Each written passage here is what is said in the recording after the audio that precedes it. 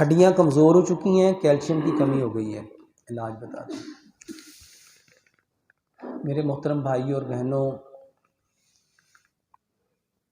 نبی صلی اللہ علیہ وآلہ وسلم نے فرمایا کہ یہ جتنے انسان کے جوڑ ہیں نا، ان جوڑوں کا صدقہ ہے۔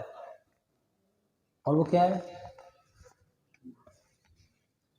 وہ کون سی نماز ہے؟ چاشت کی نماز۔ یقین جانو جتنے لوگوں کی ہڈیاں درد کرتی ہیں وہ چاشت پڑھو۔ وہ کیا پڑھو؟ میرے محترم بھائیوں، یہ کہانی نہیں ہے، یہ کہانی نہیں ہے، حقیقت ہے۔ آپ چاشت صرف ایک ہفتہ پڑھ کے دیکھو اور دیکھو ہڈیوں کو سکون ملتا ہے کہ نہیں ملتا، جوڑوں کو سکون ملتا ہے کہ نہیں ملتا۔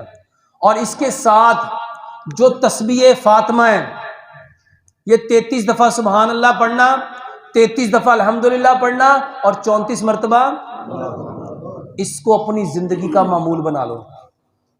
اللہ کی قسم، یہ آپ کی ہڈیاں، آپ کے جوڑ ایسے مضبوط کر دے گا کہ آپ سوچ بھی نہیں سکتے۔ اور اس کے ساتھ جو سفید رنگ کی چیزیں ہیں نا، وہ زیادہ سے زیادہ استعمال کرو۔ ہڈیاں کس طرح